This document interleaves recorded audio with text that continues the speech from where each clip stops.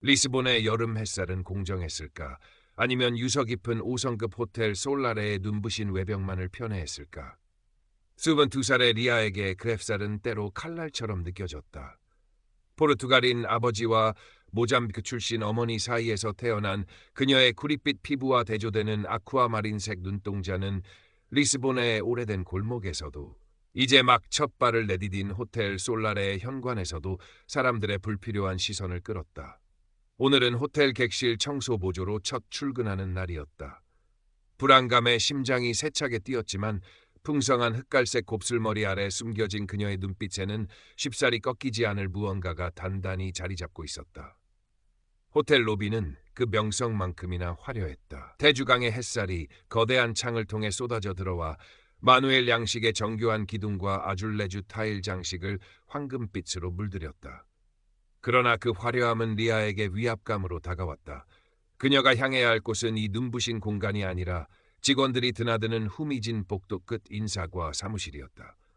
알리시아 솔라레 마르케스, 아니 리아 페레이라. 총지배인 히카르두는 리아의 서류를 경멸적으로 훑어보며 그녀의 가명을 나직이 엎조렸다. 40대 초반의 그는 흠잡을 데 없이 재단된 이탈리아 정장 차림에 머리카락 한 올 흐트러짐 없는 전형적인 포르투갈 상류층 백인이었다.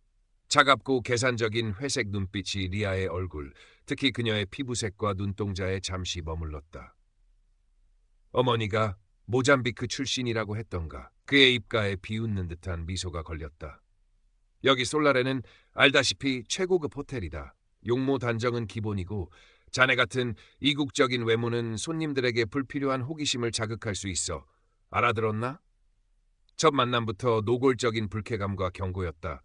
리아는 주먹을 꽉 쥐었지만 고개를 숙이며 작은 목소리로 대답했다. 네, 명심하겠습니다. 어머니는 돌아가시기 전 병상에서 리아의 손을 잡고 속삭였었다. 내 아버지의 호텔, 솔라레를 잊지 말아다오. 그곳엔 네 진실이 있단다. 아버지는 리아가 아주 어릴 때 돌아가셨고 그녀에게 아버지는 희미한 기억과 어머니가 들려준 이야기, 그리고 낡은 일기장 한 권으로만 존재했다. 어머니는 아버지가 얼마나 정직하고 따뜻한 사람이었는지, 호텔 솔라레를 어떤 마음으로 세웠는지 자주 이야기해 주었다. 하지만 아버지 사후 어머니와 리아는 법적 상속권을 제대로 인정받지 못했고 힘겹게 살아야 했다. 이제 어머니마저 세상을 떠나고 리아에게 남은 것은 어머니의 유언과 아버지가 남긴 낡은 일기장뿐이었다. 그 안에 담긴 진실을 찾기 위해 그녀는 자신의 진짜 성을 숨기고 호텔에 잠입하기로 결심했다. 첫 업무는 고됐다. 어설펐지만 누구보다 성실하게 일하려 했었다. 하지만 동료들의 은근한 따돌림과 히카르두의 끊임없는 감시, 사소한 트집은 그녀를 숨막히게 했다.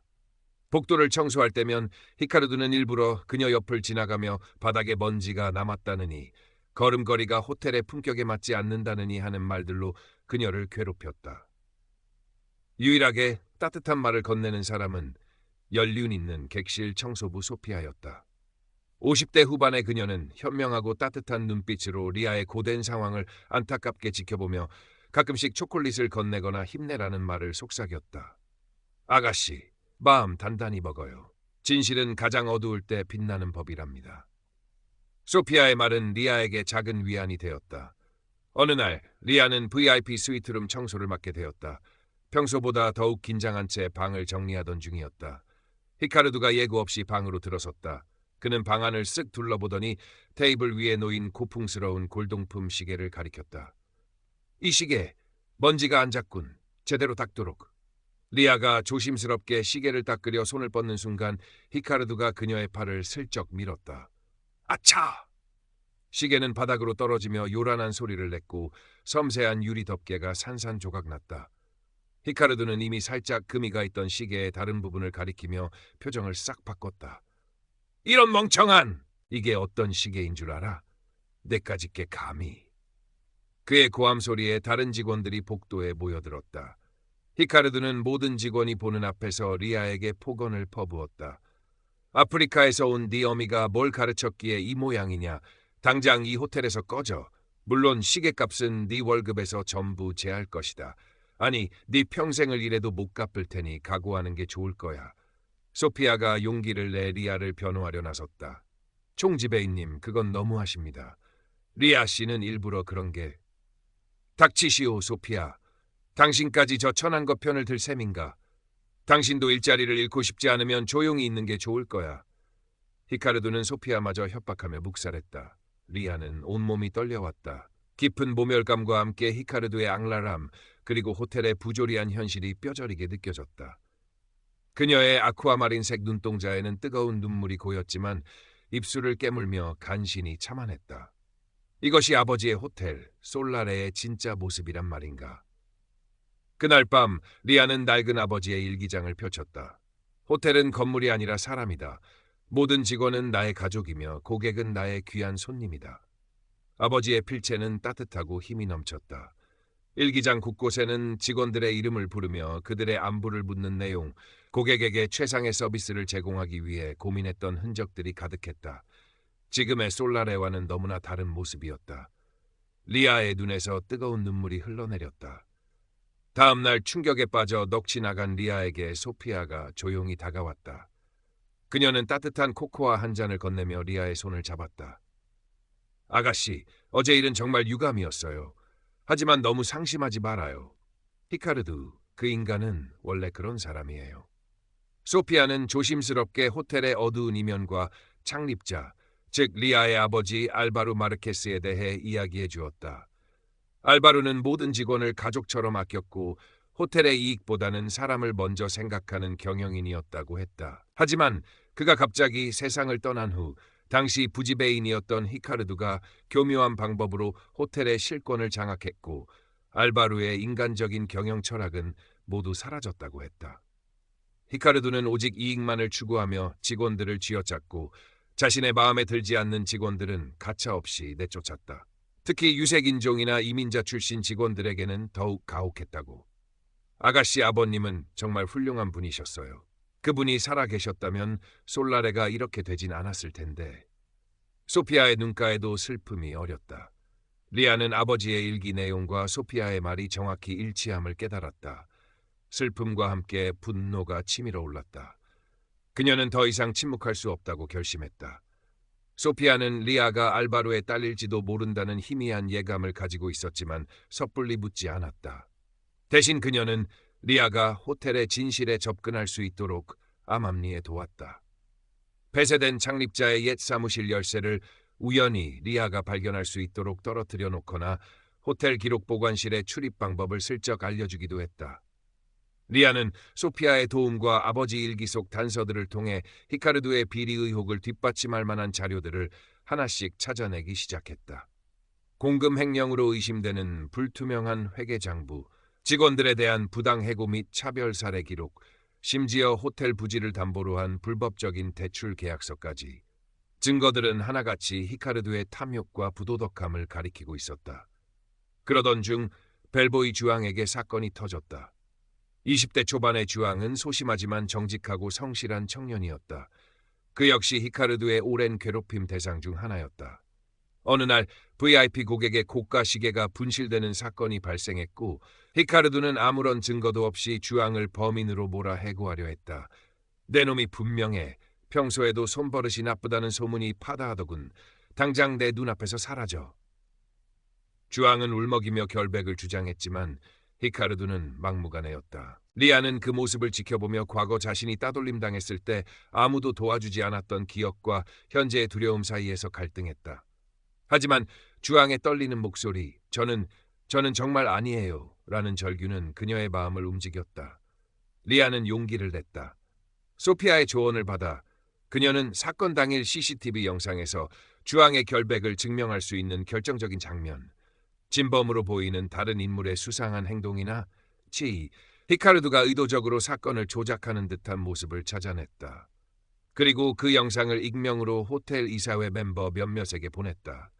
결국 주앙은 해고를 면했지만 히카르두는 리아를 더욱 의심의 눈초리로 바라보기 시작했다. 내년 짓이지? 감히 나를 방해해?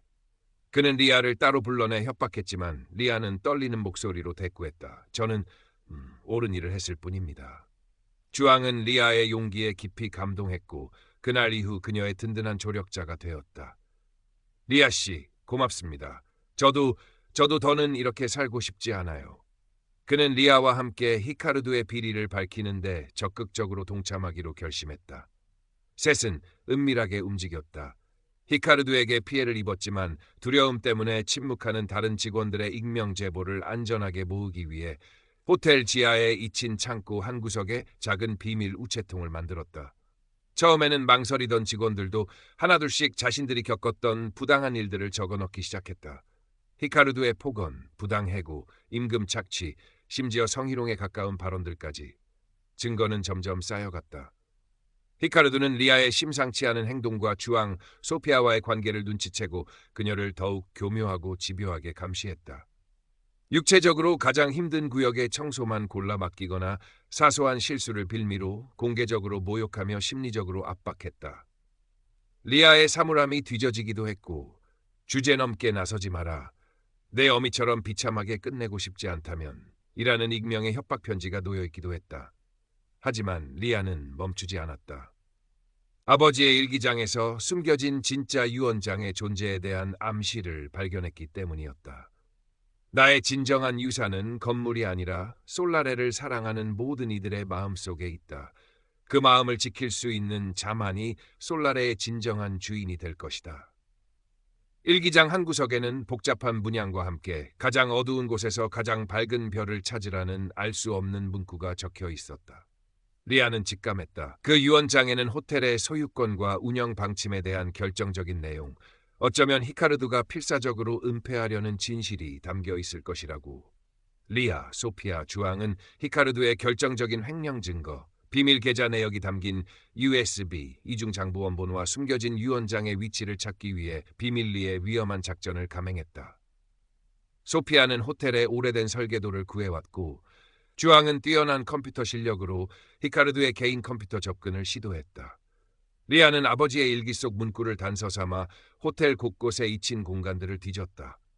창립자의 옛 사무실, 지금은 창고로 쓰이는 지하 와인 저장고, 심지어는 아무도 신경 쓰지 않는 낡은 아줄레주 벽화 뒤까지. 그러던 어느 날 밤, 리아는 아버지의 일기장에 그려진 복잡한 문양이 호텔 로비 한가운데 있는 거대한 창립자 알바로 마르케스의 초상화 액자 뒷면의 문양과 일치한다는 것을 발견했다.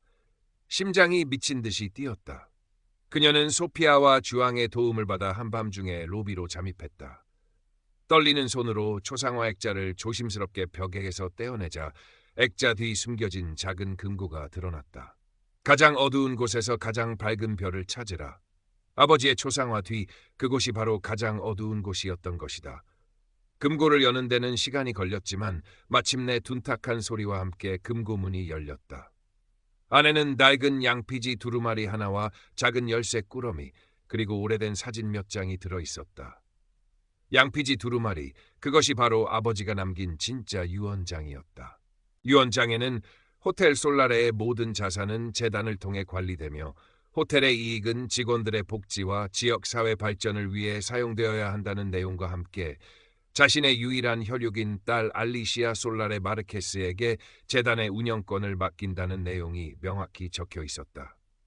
또한 히카르도가 저지른 수많은 비리와 그의 탐욕스러운 본성에 대한 경고도 담겨 있었다.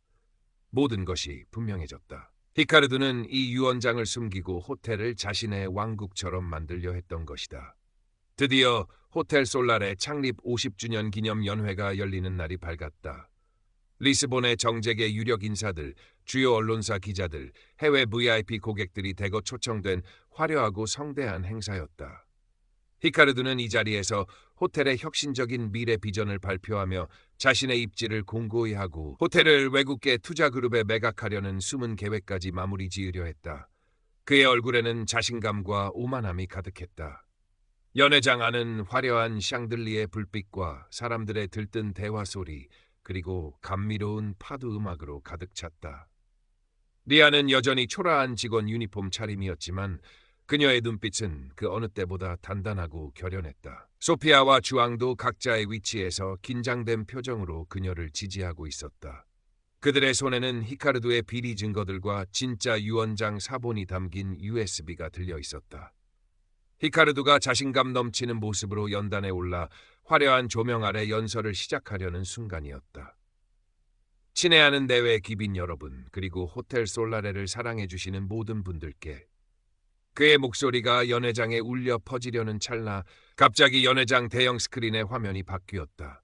히카르도의 화려한 홍보 영상 대신 그의 비밀 계좌 거래 내역, 장부 조작을 지시하는 음성 파일, 직원들을 착취하고 모욕하는 영상 클립들이 연이어 나타났다.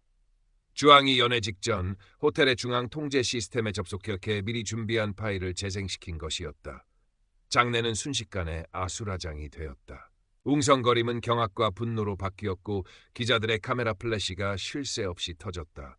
히카르도는 극도의 당혹감과 분노로 얼굴이 하얗게 질렸다. 이건 음모다. 악의적인 조작이야. 당장 저걸 끄지 못해. 그가 격렬하게 소리치며 상황을 수습하려 할 때 군중 속에서 한 인물이 천천히 그러나 당당하게 걸어와 연단으로 향했다. 초라한 직원 유니폼 차림의 리아였다. 모든 시선이 그녀에게 집중되었다. 리아는 마이크를 잡았다. 심장은 터질 듯 뛰었지만 목소리는 떨리지 않았다. 여러분, 제 이름은 알리시아 솔라레 마르케스입니다. 그녀의 진짜 이름이 연회장에 울려 퍼지자 사람들은 더욱 술렁였다. 마르케스, 그것은 호텔 솔라레 창립자의 성이었다. 저는 이 호텔을 세우신 알바루 마르케스의 유일한 딸입니다. 리아는 잠시 숨을 골랐다. 그녀의 아쿠아마린색 눈동자는 연회장을 가득 메운 사람들을 하나하나 응시했다. 제 아버지는 호텔 솔라레를 단순한 사업체가 아닌 모든 사람이 존중받고 행복을 느낄 수 있는 공간으로 만들고 싶어 하셨습니다. 직원들을 가족처럼 아끼셨고 고객에게는 진심을 다하는 것을 최고의 가치로 여기셨습니다. 그녀는 아버지의 진짜 유언장을 높이 들어보였다. 하지만 히카르도 총지배인은 아버지의 유지를 짓밟고 이 호텔을 자신의 사리사욕을 채우는 도구로 전락시켰습니다. 그는 직원들을 착취하고 고객을 기만했으며 아버지의 유산을 더럽혔습니다. 리아는 히카르도가 저지른 비리들을 조목조목 감정을 억누르며 침착하게 증언했다. 그녀의 목소리는 작았지만 연회장 전체를 압도하는 힘이 있었다. 그녀의 눈에는 눈물이 고였지만 그 눈빛은 그 누구보다 강인해 보였다. 그때 소피아가 리아의 옆으로 다가와 그녀의 어깨를 감쌌다. 저는 알바루 마르케스님을 오랫동안 모셨습니다. 리아 아가씨의 말은 모두 사실입니다. 창립자께서는 돌아가시기 전 저에게 언젠가 내 딸이 돌아와 솔라레의 진정한 빛을 되찾아 줄 것이라고 말씀하셨습니다. 주앙도 용기를 내 앞으로 나섰다. 저 또한 히카르도 총지배인에게 부당한 대우를 받았습니다. 리아 씨가 아니었다면 저는 지금 이 자리에 없었을 겁니다. 몇몇 다른 직원들도 용기를 내어 히카르도의 만행에 대한 증언을 보탰다. 이사회 멤버들과 일부 귀빈들은 충격과 경악에 휩싸였고 몇몇은 히카르도를 향해 분노를 터뜨렸다. 리카르도는 완전히 고립무원의 상태에 빠져 핏기 없는 얼굴로 아무 말도 하지 못하고 서 있을 뿐이었다. 그의 오만했던 가면은 산산조각 나 있었다. 연회는 즉시 중단되었다. 신고를 받고 출동한 경찰들이 히카르도를 연행했다. 호텔 이사회는 긴급회의를 소집하여 리아의 주장과 제시된 증거들을 면밀히 검토했고 며칠 후 리아의 정당한 상속권을 인정하고 그녀에게 호텔 운영의 전권을 위임하기로 결정했다. 히카르도는 모든 직위에서 공식적으로 해임되었고 횡령, 배임, 노동법 위반 등 다수의 혐의로 법적 처벌을 받게 되었다. 그가 쌓아올린 거짓된 제국은 하루아침에 무너져 내렸다. 호텔 솔라레에는 거대한 변화의 바람이 불기 시작했다. 리아는 아버지의 일기와 유언장에 담긴 뜻에 따라 호텔을 모든 직원이 존중받고 자긍심을 느끼며 일할 수 있는 곳, 그리고 모든 고객에게 진정한 환대와 정직한 서비스를 제공하는 곳으로 변화시키기 위한 어렵고도 지난한 첫걸음을 내딛었다. 가장 먼저 직원들의 처우 개선에 나섰다. 부당하게 해고되었던 직원들을 복직시키고 임금 체계를 합리적으로 조정했으며 모든 직원에게 공정하고 투명한 평가 시스템을 도입했다. 차별금지 교육을 강화하고 직원들의 고충을 직접 듣기 위한 소통 채널도 마련했다. 물론 모든 것이 순탄하지만은 않았다. 히카르도에게 아부하며 이득을 챙겼던 일부 중간 관리자들은 리아의 개혁에 반발하거나 은밀히 방해하려 했고 오랜 관행에 젖어있던 직원들의 생각을 바꾸는 것도 쉽지 않았다. 하지만 리아는 포기하지 않았다. 소피아와 주앙, 그리고 진심으로 호텔의 변화를 바라는 많은 직원들이 그녀의 곁을 든든하게 지켜주었다. 몇 달 후 리아는 호텔 솔라레의 가장 높은 곳, 아버지가 생전에 가장 아꼈다는 작은 테라스에 서 있었다. 한때는 버려져